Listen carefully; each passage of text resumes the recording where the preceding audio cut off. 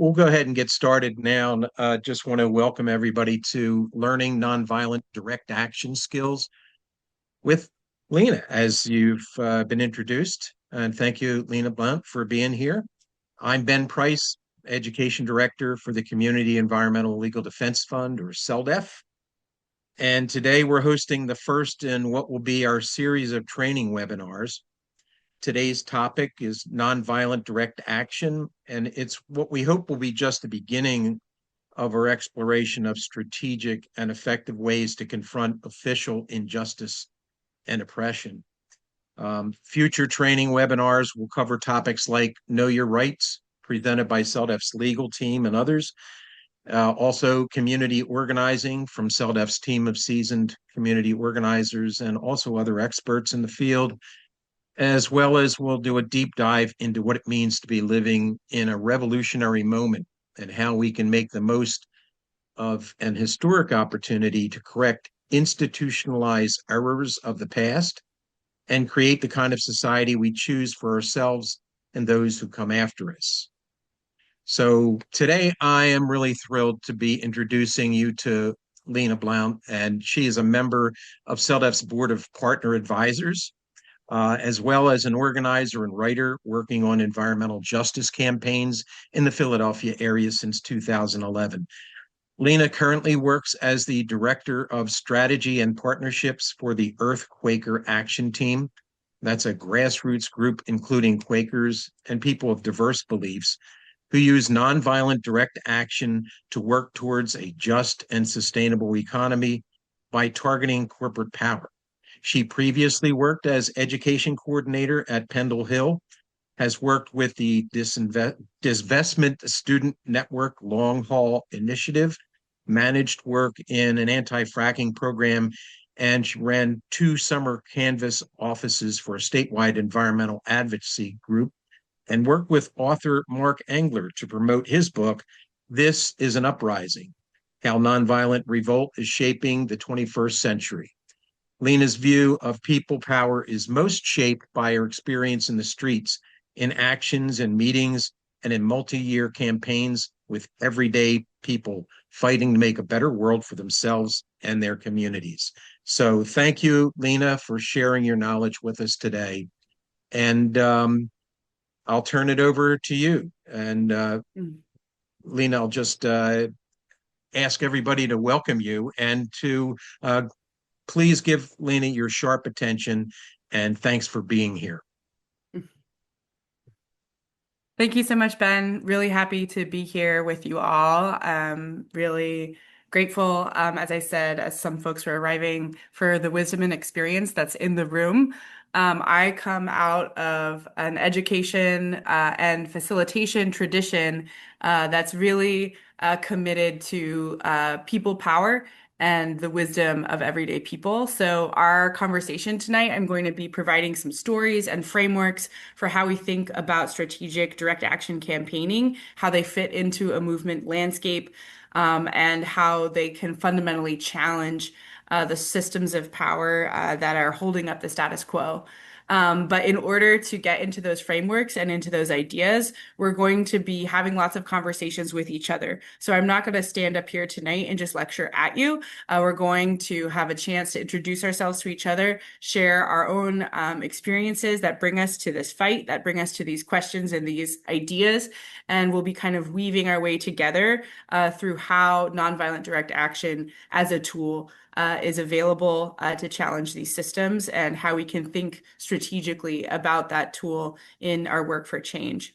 So I'm really grateful to be with you all tonight, but I'm also really excited to get to know you and to get to know the wisdom and experience that is in the room.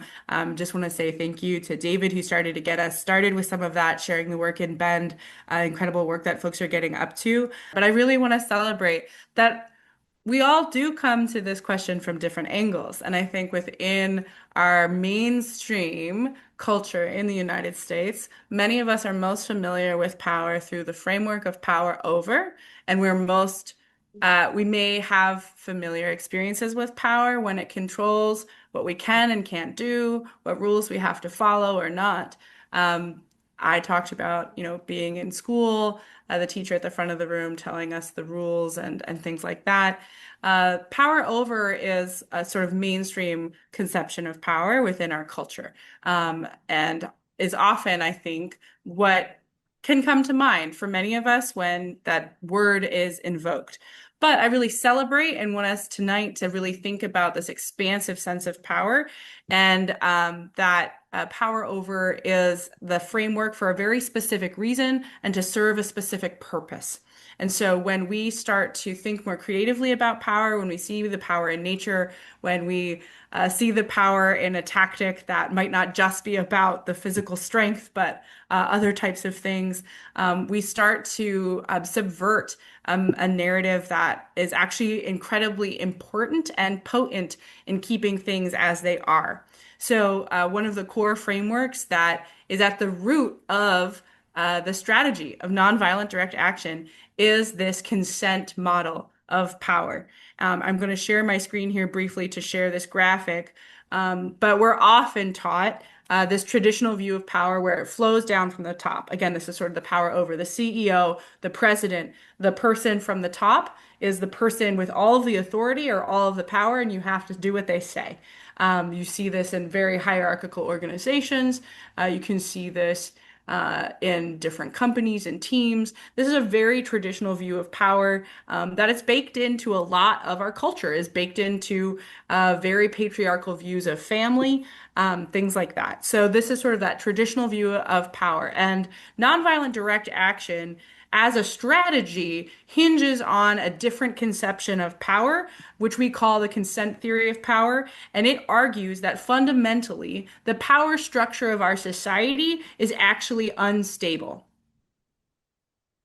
It's actually unstable. There are pillars of support that hold up the status quo, and those are fundamentally fragile and can be sort of taken on systematically to challenge the status quo and to challenge that power. We can remove our consent of the power as it is. That is not to diminish the ability of powerful systems to do harm. So I want to be very clear here. This is not to diminish the power of these systems to do harm, but it is to help us see that the structures that hold up power themselves are things that we can put our strategic attention on. There is nothing inherent in power flowing down from the top. That actually the great mass of all of us hold the power to remove consent from this structure. And another quote I think that really encapsulates that comes from sociologist Gene Sharp, who has done a lot of research and work on social movements. And I'm going to stop my share here just so I can bring his quote up. And I would love a volunteer to read this quote. Someone maybe raise a hand here to read what I'm about to put on the screen for us. By themselves, rulers cannot collect taxes, enforce repressive laws and regulations, keep trains running on time, prepare national budgets, direct traffic, manage ports, print money, repair roads, keep markets supplied with food, make steel, build rockets, train the police and army, issue postage stamps, or even milk a cow. People provide these services to the ruler through a variety of organizations and institutions. If people would stop providing these skills, the ruler could not rule. Thank you. That is the core strategy, principle, and framework of nonviolent direct action. That we are all participating in some form of consent or participation in the structures as they are. And I know lots of folks on this call are devoting themselves, perhaps their entire lives, through where they've been born and the communities they're a part of, to dismantling these systems of power. So I don't want to flatten our participation here. As a white woman in the United States, I have been the beneficiary of a lot of types of this power. And so it's about actively challenging the things that I benefit from, recognize how they also harm me. That has led me to some of this framework. But I want to be clear here that the core theory of nonviolent direct action is that power is not singular, it comes from the people. And through that, the people can get organized, can remove their consent, and can challenge this fundamentally unstable structure of power to change the status quo.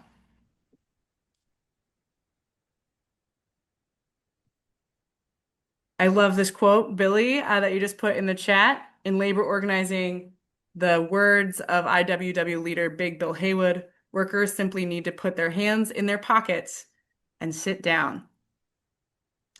Yes, there's a lot of labor of everyday people that holds up what happens to make things proceed for the status quo in this country. And absolutely, I see some folks are not able to stay the whole time. That's all fine. Please come and go as you need. I wanted to say at the beginning, I welcome folks taking care of their bodies. I welcome folks participating how you need. If you need to step away at any point, that's all very welcome. So thank you for weighing in on this consent theory of power and coming to this conversation around nonviolent direct action. Now, I want to bring back up this image that I showed of the pillars of power kind of propping up the status quo because there's a tool I love to do in person. It's a little bit harder to do on Zoom, but we're going to do our best that uses these pillars and explores specific complicated examples in an iterative sense. Who's heard the term fractals before or has looked really closely at a fern or certain leaves on trees that repeat themselves smaller and smaller? Great. So this concept of the pillars of power is more and more useful, I think, to our social movements when we think of them as fractals. And we start from a really big problem and we think of all of the pillars that are supporting that problem. And then we take one of those pillars and we make it its own fractal. And now we think of all of the things that support that. So I'm going to share my screen again just so you have that visual of the pillars of support. And I'm going to talk us through a very specific example, which is uh, the ability for ICE to deport and terrorize our communities. So this is a big issue, right? It looks different in different places. You have the national fabric, you have the local fabric. If we were to think nationally about the different pillars that support ICE's ability to do that, some of the pillars might be transportation. Very famously, Avelo, the airline out of Delaware, just was pressured in a successful campaign to stop contracting with ICE to deport people. But transportation is necessary for ICE to terrorize and deport our neighbors. The surveillance infrastructure of technology is necessary. That's another pillar of support. The collaboration of local police departments, of DAs, of sheriffs. Also, the collaboration of the judiciary. These are all distinct pillars that support the ability for ICE to continue terrorizing and deporting our communities. You could get even more esoteric about it. You could go back to the history of immigration law, the foundations of this country. There's lots of things propping up this status quo.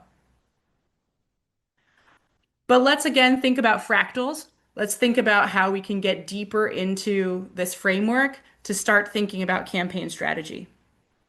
So I mentioned transportation. Avelo is a great example. So again, thinking of our triangle, we just went from ICE and the pillars supporting ICE, one of those pillars being transportation. Now we're thinking about transportation writ large and how it supports ICE terrorizing and deporting our neighbors. Within that, of course, there's Avelo Airlines. You could list other airlines that are contracting with ICE.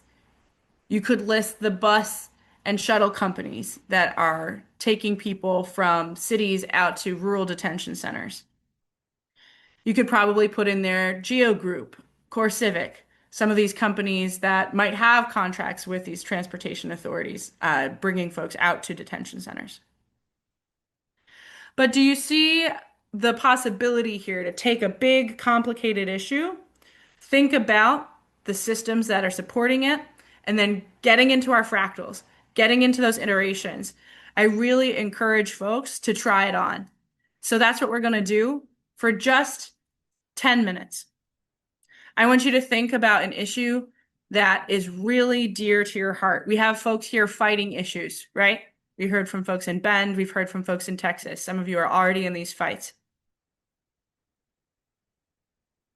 We're not going to do a full 10. We're gonna do 5 minutes. I know it's not enough, but it's just to taste the tool, okay? It's just to taste the tool. I want you to take your issue from a big picture perspective. Okay? So from the biggest image, if you're fighting a specific data center, you can stay that big, stay data center, that's fine. If you're fighting other kind of infrastructure projects, stay that big. But take the first half of our time, and I'll start us here at 7:40 Eastern, so in 1 minute. You're going to take 2.5 minutes to just draw that first triangle, or you can journal if writing is easier for you than the drawing. But I want you to work this tool. Think about all of the pillars supporting that reality. And then I'm going to call halftime and invite you to take one of those pillars supporting it and try again. See if you can take that pillar and go even a level deeper. What is supporting that? And I just want to celebrate Billy put in the chat, some of the things that support this might be fear. But I really encourage us to think structurally. Where does that fear come from? It's educational institutions. It might be media. These are not just psychological phenomena that spring into people's minds. They are created through structures and systems that are designed for a certain outcome. And so whenever we think about nonviolent direct action, I think it is helpful to think about what are the structures and systems we're actually talking about. Because one of the challenges that we can run into in campaign design is this circular problem of where the solution is always education. More people just need to know the truth of the issue, and then they'll realize, and then they'll do more. And we go round and round and round because then the problem is the people. My experience and the theory of social change movements is that the people really actually just need to be organized together, and that they are still capable of pushing back on the structures that have built in these certain beliefs or fears about what is possible. But it's helpful to get really specific about what the structures are that create the cultural conditions that support the status quo. So there are cultural things that can support the status quo, like fear or believing things are working for us. But I encourage us to think about those structures. So with a little show of hands, I know not everyone has their video on, but show me a thumbs up. That was awesome. I feel really excited. A middle ground. I need to keep working on this. I'm not quite sure. A thumbs down. I still am not quite sure what's going on. Yeah. See some up, some sideways. Great. All good. We're going to keep digging deeper with all of this. I really appreciate folks being here. And I want to recognize too that I'm asking y'all to do a lot. So thanks for diving right into it. But I think going back to nonviolent direct action, fundamentally, when we think about these structures and their systems, there's still different ways to tackle them, right? And what we're here to talk about tonight is nonviolent direct action, which is a very specific kind of a strategy outside of the traditional channels of power, challenging those channels of power. So next, we're going to talk a little bit about this framework called the four roles of social change. So we have our pillars of power supporting the status quo. We're starting to think about what we might want to challenge, but fundamentally, there's still a question of how do we challenge them? There's lots of different ways to challenge them, right? So within our mainstream culture, we might be really familiar with some common means of addressing problems. Direct service, right? Food banks, donating blood, direct service to solving a harm that's immediate. Bill Moyer, sociologist who studied social movements all through the 20th century, put forward this idea that there are essentially four roles of social change. And that direct service role he would call the helpers. They're the helpers. They're the folks trying to meet the immediate need, trying to get folks what they need right now, but fundamentally maybe not challenging the system as it is. So that's one of his four roles of social change. Another role of social change folks might be very familiar with is our advocates, our folks going through the halls of power to change bills, to change legislation, to challenge permits, to challenge policies, still going within the existing system, trying to use the existing system's tools to challenge it.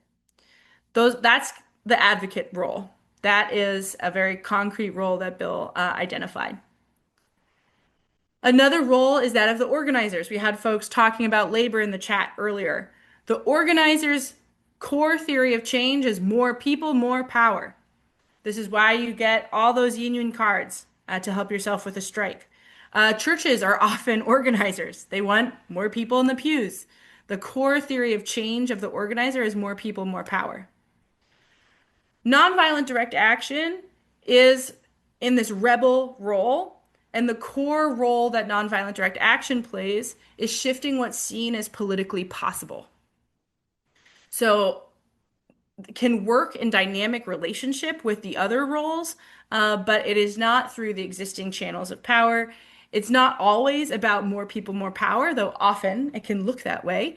But nonviolent direct action can be the Quaker housewife in Media, Pennsylvania, who, with a bunch of her friends, broke into the FBI field office and stole a bunch of their materials and leaked it to the press and revealed COINTELPRO and all of the surveillance they'd been doing on the Black Panthers. Nonviolent direct action can actually be a relatively small group of people moving and breaking the rules outside of what's deemed as acceptable and shifting what's seen as politically possible, revealing something about power in the system that is substantial to shaking the status quo. Now, I want to talk a little bit about the politics of despair. The politics of despair is a term coined by Starhawk, who some people may know as a sort of witchy writer and activist. And her quote that I return to often, I'm paraphrasing it. She's like, many people think the politics of despair was just the radical act of, these groups in the 70s, trying to shock the general population into action by, their disruption, their pipe bombs, or things like that. That's one view of the politics of despair. She then argues that the politics of despair is actually also about committing ourselves to strategies with no hope of winning to ease our psychological despair that nothing can be changed. It is also about picking the fight with each other because we think we can win that fight, but we don't think we can actually win the fight against the power. And so, and Max and Ben know this about me, I evangelize about the four roles of social change, those advocates, the helpers, the rebels, and the organizers, because I think we spend a lot of time by design in our movement spaces arguing with each other because people are playing different roles instead of leveraging our power together and recognizing the dynamic relationship between those roles. Now, to be fair, I've met many an advocate who thinks it's their way or the highway and they do not respect the strategy of nonviolent direct action. That person is not necessarily going to be my best friend. But I don't want to waste my time arguing with them if fundamentally we're in a different type of a fight. So when I lay forward this concept of the helpers, the advocates, the rebels, and the organizers, I think we can often kind of gravitate to like, oh, but we know that way doesn't work. I have all these examples in my pocket of how advocacy just doesn't work. Those laws don't work. They'll get thrown out. Yeah, they don't work until they're forced to. And that's where the dynamic relationship comes in. And we have examples in our own recent history in this country, but we could also look to examples all across the globe of the dynamic relationship between these different roles. So, a recent example, and it's a really good example for how we fall short when we only rely on advocacy, is that of the minimum wage in this country. If you go back to the recession of the 2007, 2008, you had advocates in Congress arguing nickels and dimes. They wanted to raise the federal minimum wage from 6.50 to 7.25 pennies, right? Not even a full dollar of a raise. They couldn't get it done. It was stalled out in advocacy. And then suddenly you had helpers who were in food kitchens in New York and in other states all around the country who were hearing firsthand from working people that they couldn't afford their basic necessities. And it was through the mouths of some of these helping organizations that some of the first Fight for 15 organizers came together. Again, organizers, more people, more power. You get the first Fight for 15 in some places outpaced labor, came up through workers before the unions got along. And then the unions came in and we have the organized, we have more people, more power. And then what happens in 2011? Rebels on the scene, right? Occupy Wall Street happens.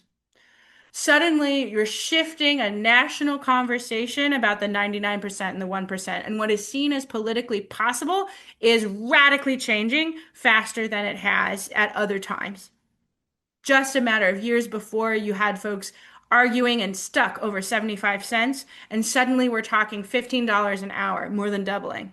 Some people start winning that. We have that in New York, we get that in Washington, and we could certainly have a conversation about that as not enough, and now is certainly fallen behind inflation and other cost of living.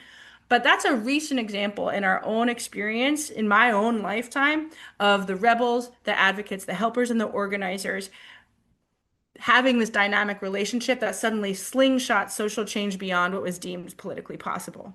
And absolutely, we have a long way to go. Absolutely, that problem has not been solved. Absolutely, we could have a whole conversation about the logic of capitalism and people having to pay for their well-being. And we could have a core philosophical debate about what we actually need to thrive and to live. However, in the world that in which we live that we want to transform, I think the four rules of social change is a helpful tool to save us some energy from arguing with someone who is just doing a different role than us. They're just playing a different role. And I know I'm called to the rebel role and I'm called to nonviolent direct action. I've learned that through experience. I've learned that through a couple other things. And so I'll spend the rest of our time tonight talking more about why I am called to that role and what I think is possible in that field. But if that's not how you're called, that's all right. We're here to just think about the craft of direct action and how it fits within this broader strategy of social change. Lina, can I ask you a somewhat personal question? Sure, go for it, Sophia. Okay. Well, I guess I was wondering, like in sort of your earlier days, were you kind of intimidated to be, I guess, a rebel in some ways, or follow that rule?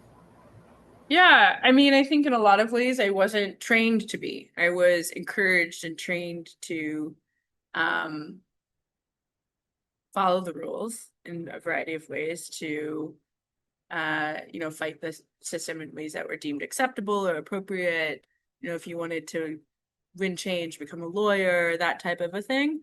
So I certainly was very prone to that teaching and acculturation. And it really was, for me personally, it was a lot around Occupy. I was involved with Occupy Philly, and then started meeting folks who had been organizers for a really long time. I was saying to someone earlier that the organization I work with is really intergenerational, and so there are folks who were conscientious objectors, folks who had been activists and challenging the system for a long time, who really helped open up my mind and questioning what the stakes were and what noncompliance could look like. And we'll talk a little bit more about. Sorry, this cat really wants to walk across the computer. I can share a little more about that when we come back from the break. But absolutely, I was intimidated. Absolutely. And it wasn't until being in a relationship and diving further into this work and also witnessing and experiencing more things for myself that drew me more committed into this. And I have to be honest that some of that comes from the privileged and insulated background that I came from. You know, I didn't have as clear of a sense of police brutality until I witnessed it, whereas other folks don't have that privilege and positionality. They witness it very differently, very early, in different kinds of ways. So, yeah, I've learned through my journey, and it took being in the streets with lots of different people, getting tear gassed in 2020 in Philadelphia, and other things, to get more and more convinced of this theory of change and the importance of nonviolent direct action and rebel action. But it didn't come, I think maybe by personality, there was parts of it that came more naturally. I think I do have a big brash challenge authority kind of a personality. I got that from my mom. But I think in training, I was absolutely not comfortable with it. I was encouraged to make change a different type of a way, for sure. It took mentors and it took a lot of folks teaching me and accompanying me along the way. Thank you for the question. And now it's 8:07. It is time to come back. Welcome back. Welcome back. Welcome back. I see some cameras on. If you're back, but you're not able to have your camera on, maybe give me a note in the chat that you're back from your break. Glad to have folks coming. Yes, see a couple more faces. That's wonderful. Good to see you. Thanks for taking care of your bodies. Thank you for being with us. And I actually want to lift up the question Sophia just asked me while we were coming back on the break, because I think it's an important one for this next section. The question really was, was I always comfortable being a rebel? And my answer was, well, so in some ways, my personality did challenge authority. I got that from my mom, but no, I was not encouraged or rewarded or trained to be a rebel. I was really encouraged and rewarded and trained to work within the system, to not necessarily question things in a certain way. And it took witnessing things and being in intergenerational organizing spaces with people different from me who had been doing this work for a long time that I became more and more convinced of rebel organizing. And I guess now would be a really apt time to share a story of some of that organizing as we're coming back. Thank you for folks chiming in the chat. For this next half of our session, we're going to be talking a lot more about the tactics of nonviolent direct action and sequencing those tactics into escalatory strategic campaigns that create dilemmas for the power structures. And I want to share just a couple stories from my experience in organizing to open us back up into that space. So thank you, Sophia, for the invitation. As I mentioned, I organize with the Earthquaker Action Team, and we do direct action at the intersection of economic and environmental justice, and specifically have gone after corporations that are profiting off of primarily fossil fuel extraction, but not just that. So going back to our first campaign, we took on PNC Bank, which at the time, this is about 2009 to 2015. PNC Bank was a regional bank in the Northeast, and they were also the largest funder of mountaintop removal coal mining. They were a $4 billion bank, billion with a B, and we were an organization that did not have a printer or full-time staff when we started. But there was solidarity with folks who in Appalachia were doing some of the direct service to communities that were being harmed by mountaintop removal coal mining. There were organizers who were working with workers who were getting laid off by these companies that were bringing in massive machinery and explosives to get to these seams of coal deep within the mountains and laying off workers. So there was on the ground, there were helpers, there were organizers, there were advocates who were going through some of the channels of shareholder advocacy. We worked with folks from a couple of different larger environmental nonprofits who are trying to go through shareholder advocacy, getting these companies not to invest in mountaintop removal coal mining. And Equate looked around at those pillars of power propping up mountaintop removal coal mining, and we thought about the financing, and we thought about following the money back to our community, because PNC Bank had been founded initially through a merger of what had been a predominantly Quaker bank and another bank. So a lot of Quaker institutions had their banking and had their resources with PNC. This was a target that made sense for us as a community. And so what did we do? We waged a series of escalatory direct action campaigns over 5 years. We did sit-ins in PNC Bank lobbies all over Pennsylvania. They operated in about 13 different states. So we trained people and we built up to doing sit-ins at bank lobbies in those different states. We did work slowdowns, trying to deposit pennies at different locations to slow down work and hold up pictures of mountaintop removal. And through all of this, we had to maintain a sense of solidarity, right? Because the workers who were interacting with us were not the executives who were making these decisions. So we maintained a moral clarity about who we were really trying to speak to and what we were up to. We started disrupting PNC annual shareholder meetings. They used to hold them in Pittsburgh, where their headquarters was, and we would plan with folks to come in their corporate drag, wearing their blazers and other things. And we did one year, folks were wearing shirts that had images of mountaintop removal and would stand up and take their blazers off and start singing the classic Appalachian Union song, "Which Side Are You On?" And they would take that person out, and then another person would stand up and call out another trustee by name and start singing it. And then another person would stand up and call out another trustee by name. And eventually that shareholder meeting was just shut down. We continued to go to Appalachia when there were specific invitations for action.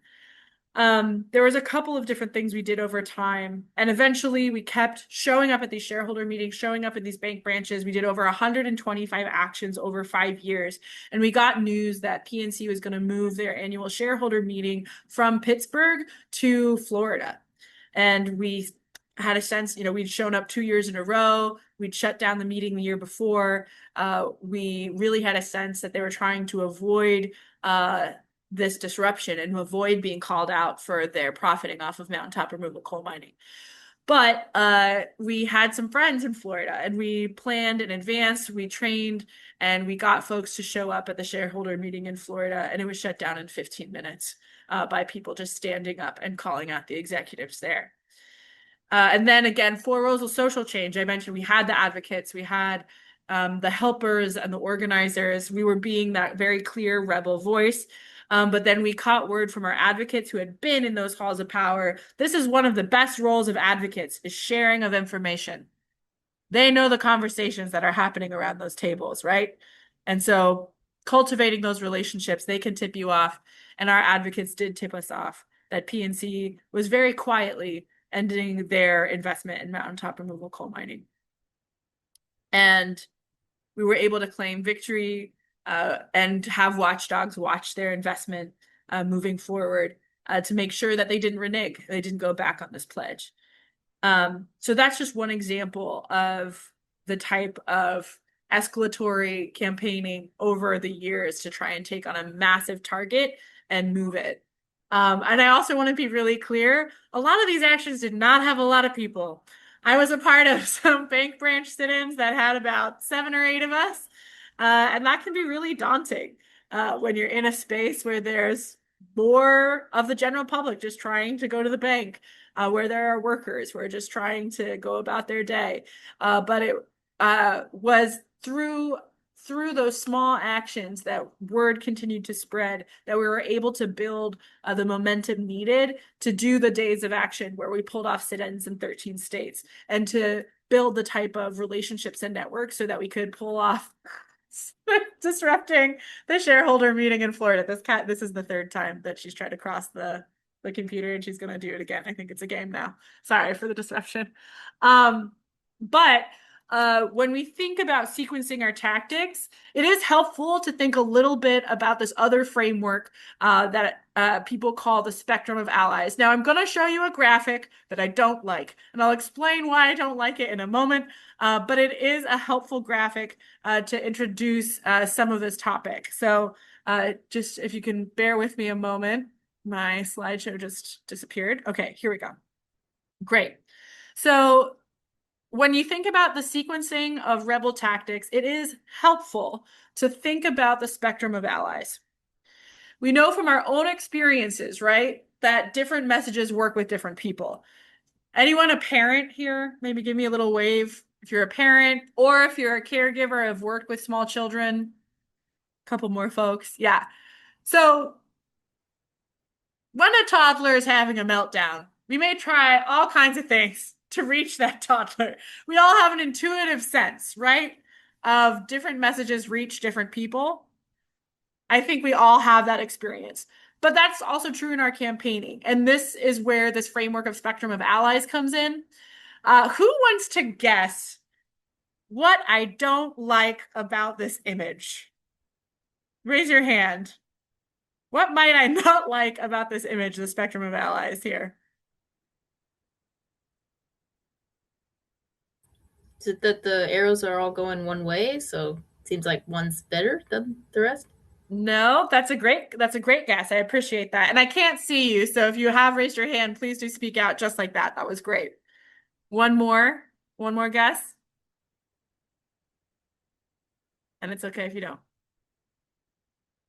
I don't believe that there's opposition, the neutral part.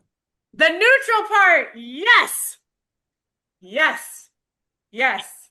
Love it.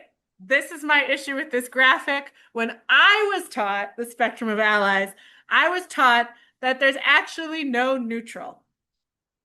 There are people who are either passive allies or passive opposition, and you kind of have to get them to tell on themselves. You don't know yet where they land. But neutral does not exist in a status quo that is harming people. People may not know the issue, they may not know they need to take action, but their inaction, even if they don't know, is not neutral.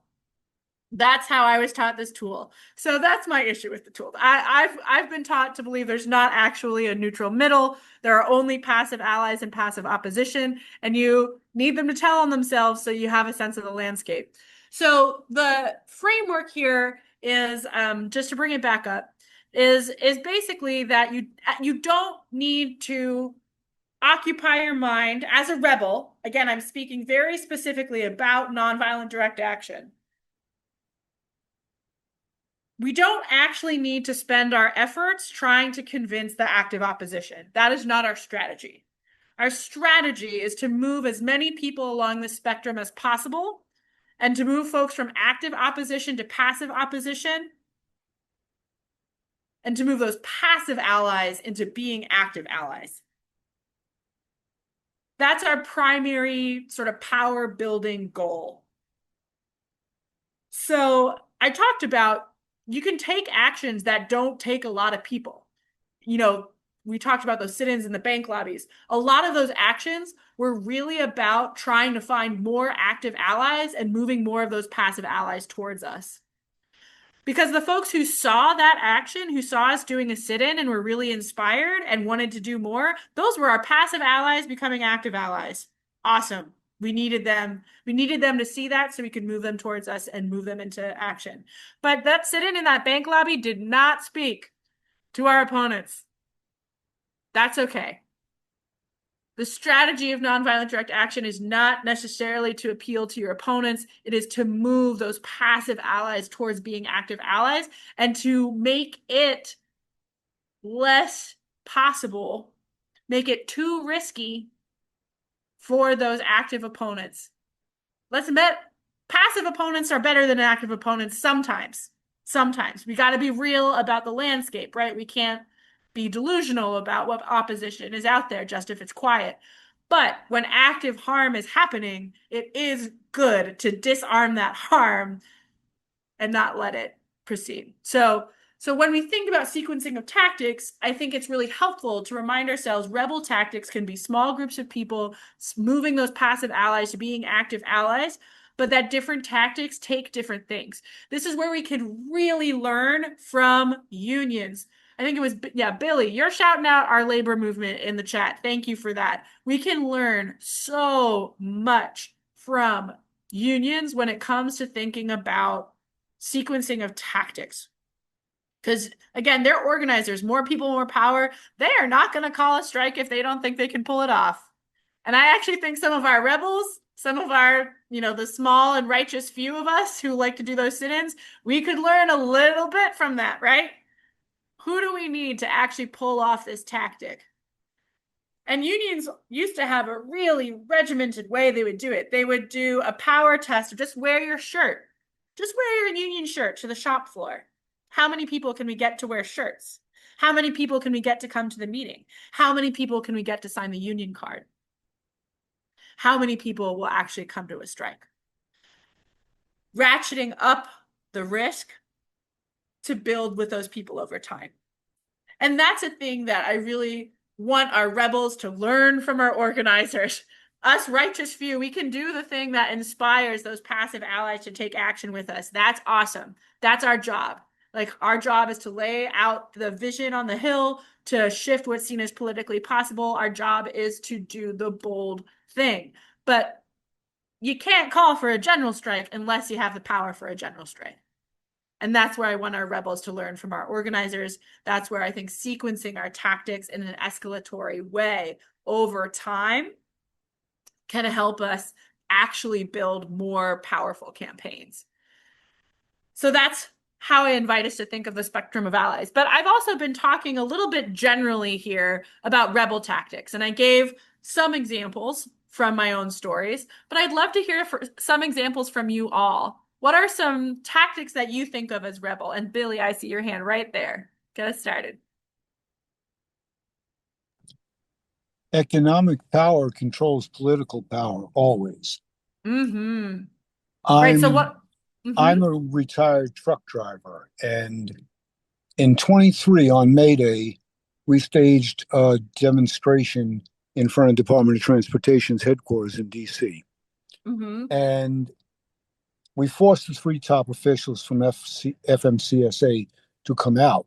And they were going to do their little political platitude bullshit, excuse my language. Okay. And I turned to them and told them, you're going to talk to all these truck drivers, some of whom have come from as far away as California. You're going to hear and feel their pain. They did not like that. The drivers were very aggressive towards them, even very mellow, quiet folks. And then we pulled one of the leaders aside, who was our liaison with DOT, and we told her, we're done with your stupid meetings. We're done with hearing your little political games. We're now going to target 4 states in the country, and we're going to organize around those 4 states certain choke points to the economy. And when we do and begin to hit those choke points, we will destroy the economy of North America. And you will give us everything that we want. Right now, Truckers Movement for Justice, Tamexun, is engaged in one crucial area of the economy, perhaps the ground part of the economy, the oil and gas industry. And we have built an environmental labor coalition that's never happened before. That's grassroots. Okay. Awesome. And we're moving it along. And there's now discussion about the second leg of the tactic. And at some point, something's going to happen very bad. And the power structure is going to get shaken to its core. And working people and their communities are going to begin to rise up and understand what real power is. Economic power, and I don't care what system you live under, but especially capitalism controls political power. There is no political power without economics. And I'm long-winded, so I do apologize to everyone That's all right. on here, but it's a tactic you have to recognize, similar to staging a sit-in at a bank with 7 people. I've Totally. called strikes that a half a dozen people have come out. It's not how many, it's the message being gotten across. We've hit BlackRock, the linchpin of the oil and gas and the world economy, actually. And we had a permit for their headquarters in New York for 3 hours. And we left after an hour and a half, and the cops were like, "You leaving?" "Yeah." "Why?" And then one of our folks turned around to the cop and said, "We've already sent our message. We're coming at you."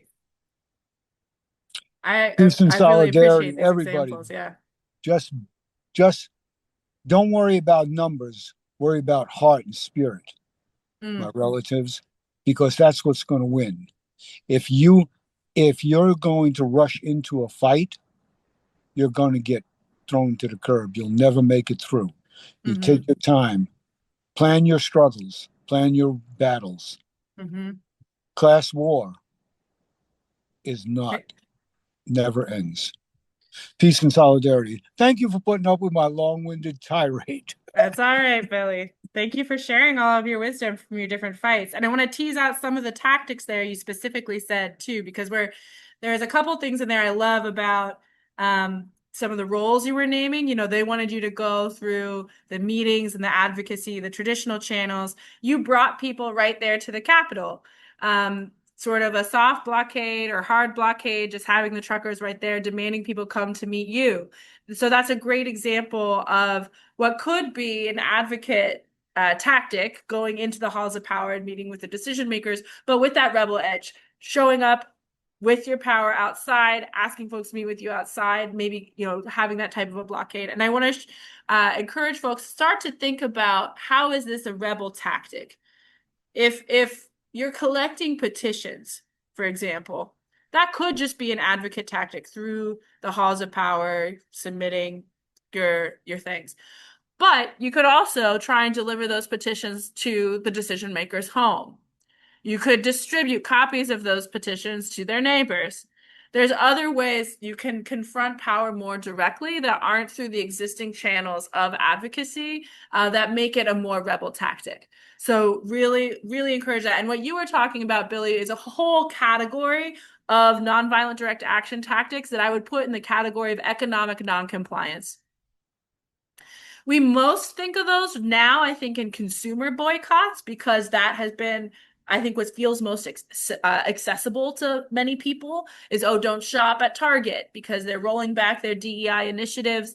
Consumer boycotts is one example of economic noncompliance, but fundamentally a strike or a work stoppage is another tactic of economic noncompliance. And I agree with you, Billy, that it is an incredibly powerful tactic in a system that depends so much on those economic channels. And I think, as you discussed, mapping choke points, mapping the pressure points or leverage points, the points where economic noncompliance can really remove one of those pillars of support for the status quo, is what can make an effective campaign. So really inspiring to hear about how you're planning that, how you're thinking that way. Thank you so much for that story. Other examples of rebel tactics, folks want to share other things people might do as a rebel tactic. Catherine, was that a hand? No, that's all right.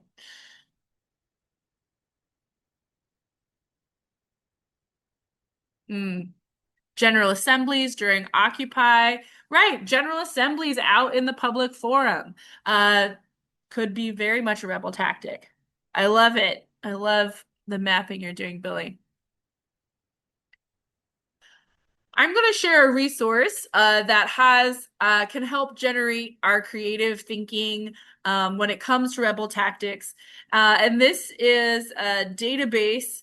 I just want to say I'm a pragmatist to a fault. I think we should all be critical of the tools available to us.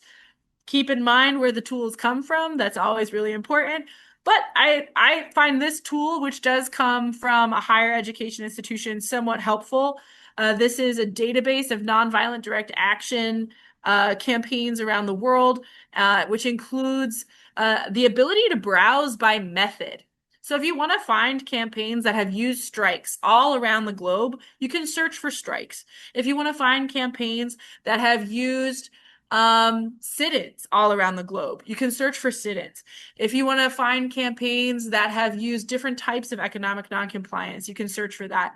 And so I just want to celebrate that economic noncompliance, just because we're talking about particularly economic leverage in Billy's example, can look a lot of different ways. So I'm sharing my screen here. This is from the database I was talking about of nonviolent action. It comes from Gene Sharp's list of 198 nonviolent direct action tactics. And so these are all in the category of economic non-cooperation: consumer boycotts, non-consumption of boycotted goods, rent withholding or rent boycotts, workers boycotts, producers boycotts, which sometimes are rarer. It's kind of fun to explore these examples that you're less familiar with. Refusal to let or sell property, lockouts, refusing to open buildings to let them run. There's lots of different types of examples. And of course, our government also does embargo different entities. So it's important when we start to think about tactics and think about how power is used to also pay attention to how the empire itself or these structures itself use power, and just as we start to think about how we think of tactics. So again, rebel tactics outside the systems of power, power to the people, those general assemblies during Occupy. It can be about economic non-cooperation. And if you're trying to build toward a tactic that is most powerful when it has more people, for example, general strikes, shutting down the economy, you need more people to participate in that. Thinking about that spectrum of allies, how to move passive allies to active allies, and how to build that power over time. Us rebels could learn from the labor movement. We can think about our sequencing. If you have someone was talking about fear earlier, or people who think that the system is working for them. I am a big proponent of your education campaign need not be held in classrooms or Zoom calls. Although this is a funny place to say that, your education campaign can happen in actions.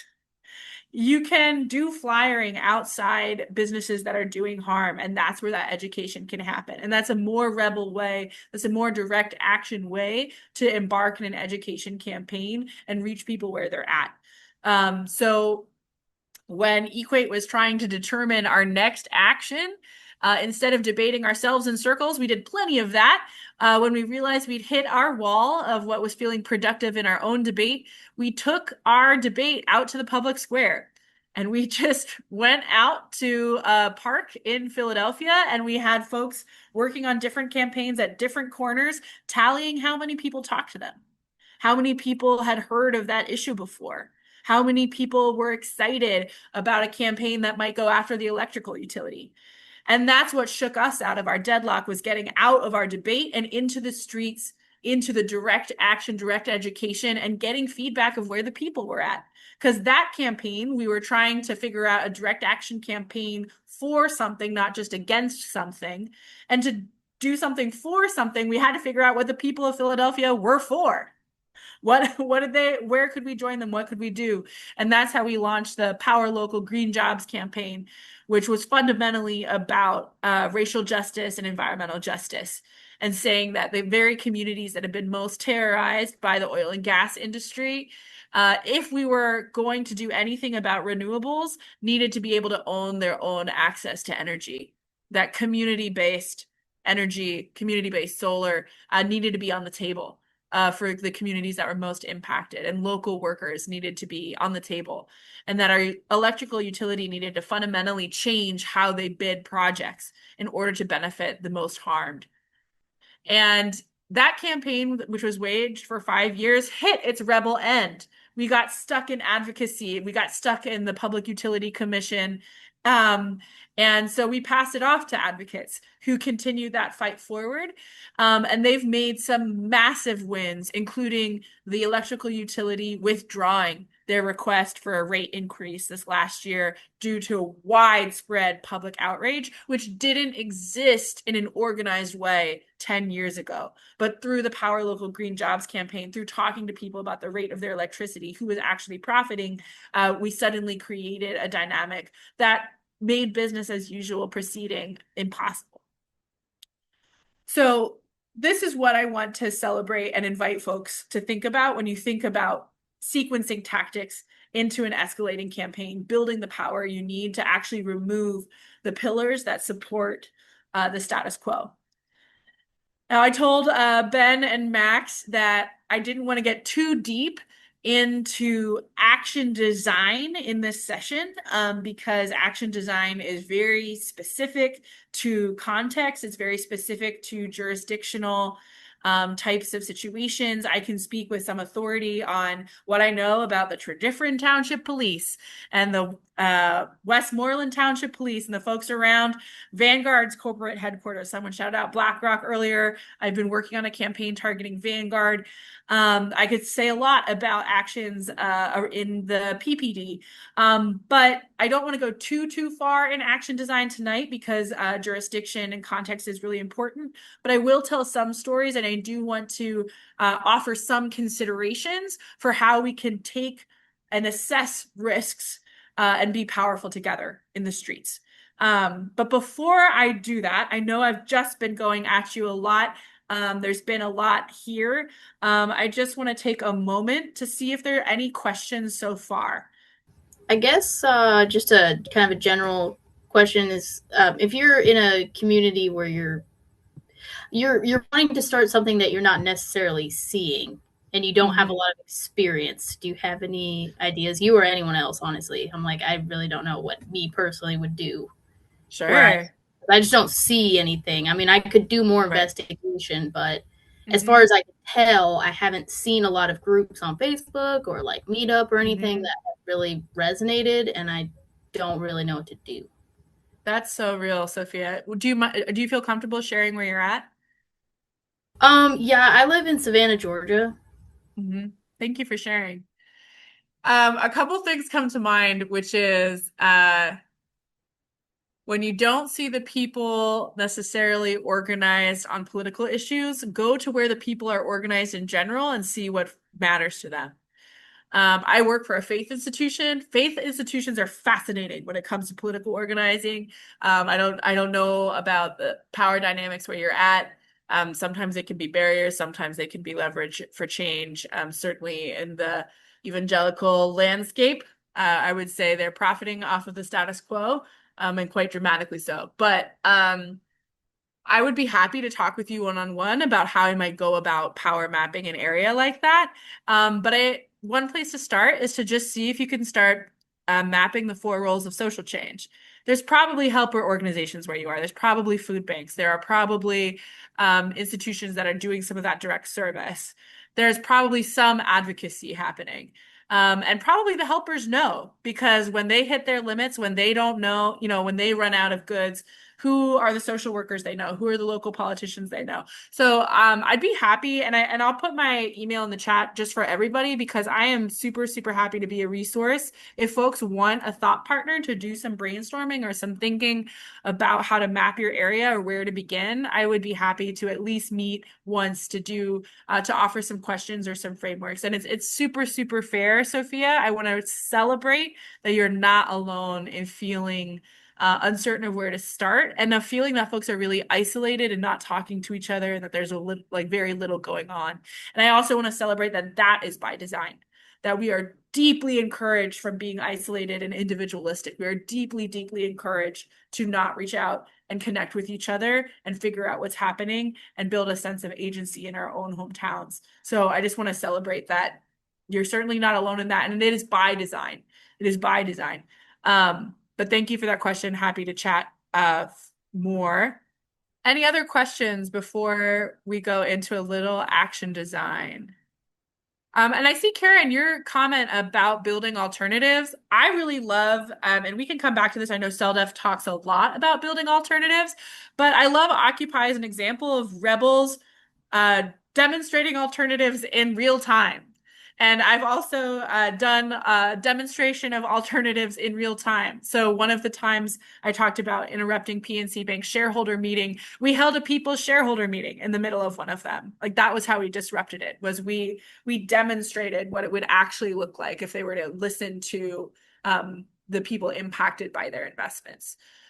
So that is one thing I really celebrate. I think building the alternatives is both its own work that takes lifetimes of effort and really valuable to lift up the folks like focusing and working on that. But I actually think some really powerful rebel actions can happen when we bring in some of those alternatives into our work. And it also actually goes back to how helpers and rebels can really build strong bases of power. So for example, when the hurricanes hit really hard in North Carolina and hit Asheville, it was actually a bunch of the rebels and helpers who had been doing direct service and doing like food not bombs, feeding the unhoused folks, who very quickly were well positioned to create the water distribution necessary to keep people from going without clean water for weeks because the local government wasn't able to do that.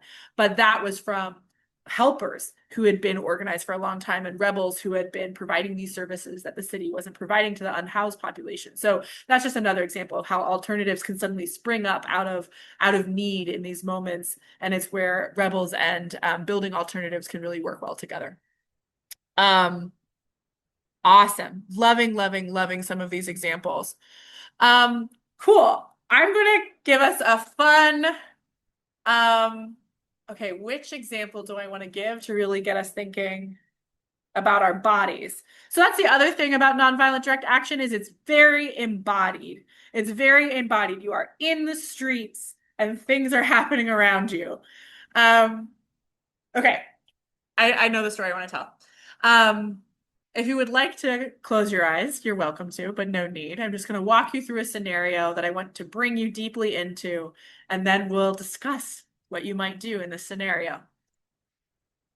It's 2017. First Trump presidency, he's announced his Muslim ban. There are rapid protests springing up around the country at airports. There's a family of Syrian refugees stuck at the Philadelphia airport. It's Saturday. Progressive City Councilwoman Helen Gim calls for people to just show up at the airport, and 200 people show up within an hour. Rapid response. We are learning something about where people are at. We are learning about that spectrum of allies. Folks who have been passive allies are ready to be active in a way they never have.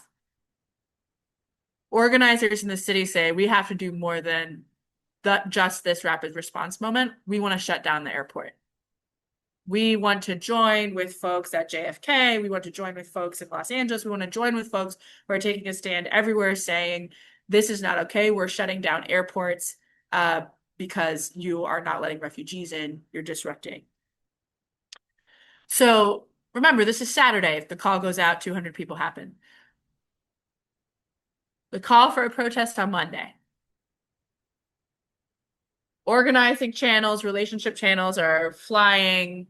Someone I trust invites me to be a lead marshal for this action. I recruit a bunch of Equate folks. We get 40 marshals. You know, if it's 200, 300 people, 40 marshals will be okay. What's a marshal? A marshal is like a stagehand. We're trying to help people hit their marks. We're trying to help people, you know, get their choreography together, look powerful. I like to insist marshals are not first and foremost the peace police. We are not there to tell people necessarily what they can do. We are there to expand the safety for everyone involved. And that will be relevant to the story. Monday happens. We have an action lead. We have some agreed channels of communication. Everyone's on Signal. Signal's very new. The action lead is like the stage manager. They know the play. They know the order of operations of things that we want to have happen at different times. they're ready to make decisions and they're communicating to the marshals in the street about how to move the group and what they want to happen. Now, the physicality of the Philadelphia airport, folks are arriving by train, crossing through the baggage claim, and coming to the arrival terminals. And we are gathering everyone to shut down the arrival terminals in the road. There's like 5 lanes of traffic. So early on, the role of the marshals is to get in those 5 lanes of traffic and block traffic and make sure the cars can't make it. But we need people with us. So we wait for that mass capacity, 50, 100 people to get out in the street. Cars can't get by. Eventually, security at the airport and police start blocking off the traffic so cars don't get stuck behind us. But people keep coming. People are coming off the trains. More and more people keep coming. Suddenly, there are 5,000 people standing at this arrival terminal, blocking all of the traffic. Now, when you have 5,000 people and they are just standing, a good direct action organizer will tell you they will find a job for themselves unless you give them a job. Similar parents may know this also. So the action lead is like, we cannot just keep standing. Energy is building. We need to give folks a direction for that energy. So let's march the group. Let's march these 5,000 people through all the arrival terminals. And her only instruction to the marshals is don't let them go on I-95. Okay, well, I-95 is just at the end of the terminals. So if we just keep going straight, that's where people are going. We are just full steam ahead, 5,000 people walking toward I-95, toward the highway. Meanwhile, Black and Brown Workers Collective is holding a sit-in in the baggage claim. So folks are coming off of the train and there's a sit-in happening in the baggage claim. People are trying to tell a bigger story about immigration. It's not just this moment. There's also people who've been brought to this country without their will historically. This problem doesn't start with Trump. They want to tell a bigger story. One of my well-meaning white lady marshals is trying to prevent that sit-in from happening. That's not her job. I physically remove her. She can help block traffic. We can let that sit-in happen. It is not disrupting our action. As folks come off the train, we say, hey, there's a sit-in by Black and Brown Workers Collective. You can join that if you want. If you want to join the folks who are doing this protest, we are outside. We're out through this terminal. We are just directing traffic, letting folks make their decision. My invitation to you all, putting on your creative thinking about your stage hands, your stage managers, your choreography. What would you do to prevent 5,000 people from just going straight onto the highway? And I'm going to put you back into small groups just for a moment to brainstorm, not for very long, but to think about what you might do in this situation. What might you do in thinking about all of these people, thinking about bodies? What would you do to prevent these 5,000 people? I'm just going to give you about 4 minutes in your small group. So brief conversation to think about it. And then we'll come back and I'll share what happened. 4 minutes. What would you do to move this crowd? All right. What were some ideas? What might you do to prevent this crowd going straight forward on the highway? Raise your hand if you have ideas. Billy, I see you have an idea. I'm curious if there's anyone who hasn't spoken who'd like to share first, but then I'd be happy to go to you, Billy. Any new voices want to share what came up? Yes. Karen and I were in group together and we talked about the marshals kind of blocking the highway at least long enough to kind of redirect the direction. Karen brought up maybe creating like a more circular formation and leading people in chant or call and response to kind of give them something to get out their energy while also kind of flowing the direction away from the highway. Oh, I love that. Some great ideas. I heard so physical movement of bodies. So having having some marshals at the front to block the entrance. I also heard some thinking about your other tools, the auditory tools. Love that. I saw another hand. Was it Linda? Did you have a hand? Yeah, I did.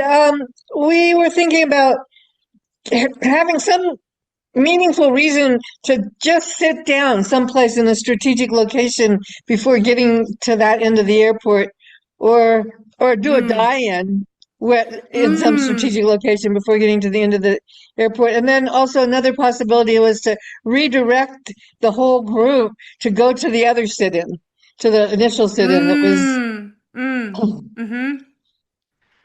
I love that. I love that. Definitely some good ideas trying to think about physicality of motion. Could we get more if some people lay down, would more people lay down? If, everybody walked past that sit-in, but like would there be a way to direct them back? I love how you're thinking about, well, how would you move those bodies? That's a good question. And then Billy, do you want to add something? Let them go on the highway. Sit down, sit We were down. not we were not prepared that day to do that safely, but I appreciate like having that in our wheelhouse, having that in our pocket, always a good option. Especially if you can keep your elders and your folks who show up safe for sure. We were not prepared that day, but I'm definitely for it when we're ready to decrease the harm that might happen to our participants. Yeah. Lisa, it's Uh-huh. Nick. I'll say from Uh-huh. our group since I went in. We talked more of the idea of pivot or U-turn. So one idea was Mm. if you're at the most airports, if you're at the arrivals, you're on the ground, the lower level. If you could just loop Mm. onto an escalator, just lead, with Love just a it. small funnel of marshals lead into the escalator up to the departures, then that motion just flows Mm-hmm. in the U-turn.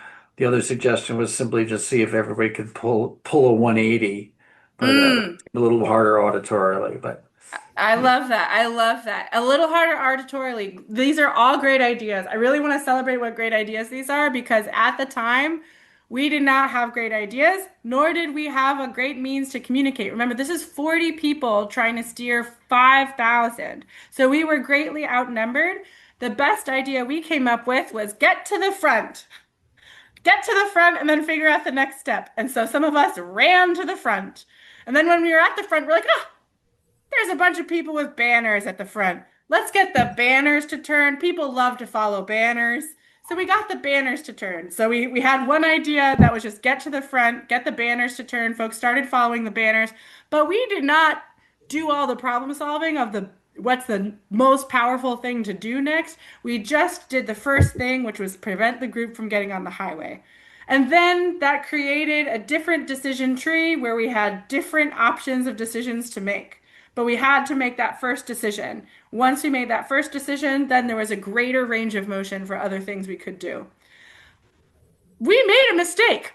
We did not know how to direct the banners. We let them just go and we're like, we'll figure that out later. Some of them got stuck in the cell phone lot. So about 100 people got lost in the cell phone lot. And we're like, okay, not that way. And then we figured out to actually hairpin people back and do what some folks were saying and doing a circle. And we did a circle and it got really powerful because then people could high five, they would see each other, and people marched in a circle and shut down the Philadelphia airport for several hours. And I just want to give that example for action design because I think sometimes when we design actions, we think we have to know everything that's going to happen. That's not the case. It's also impossible, especially if you're powerful enough that you have so many people show up, you can't control what they all do. If you're only in a small group of 7 and they all do what you've agreed, that's one type of action. But if we're building the type of disruptive actions that turn out thousands, you're going to have the sit-in from the Black and Brown Workers Collective. You're going to have the actions of people who have a different strategy or theory of change. And I really celebrate that we don't want to prevent those things from happening. We want to think about how we can help the group be as powerful as possible and as safe as possible with the resources that we have. And that may be sometimes, and I celebrate it, Billy, take the whole highway. Sometimes it's time to do that. We weren't prepared that day, but I certainly learned a lot about what we would need to be prepared to do that next time. And that's part of what I hope folks have gained from tonight is just a teaser, just a taste of considerations for how we might take powerful action.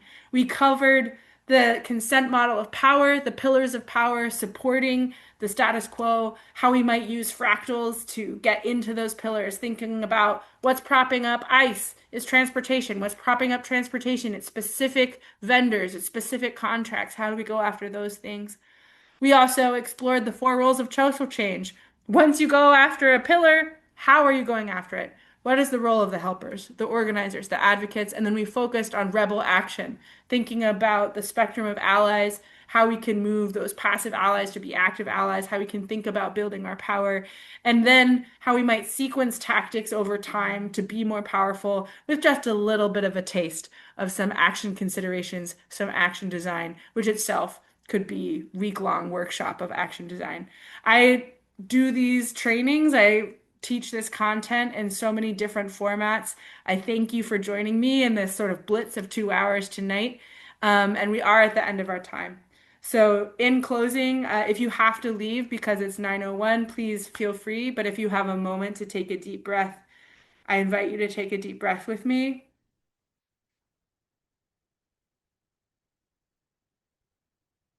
And I invite you to take one thing, mark one thing internally with yourself that you're taking forward from this conversation. Maybe it's thinking about a fight you've been in a long time, a slightly different way. Maybe it's a new framework. Maybe it's a new tool. But take a moment to mark with yourself one thing that you're bringing forward with you from here.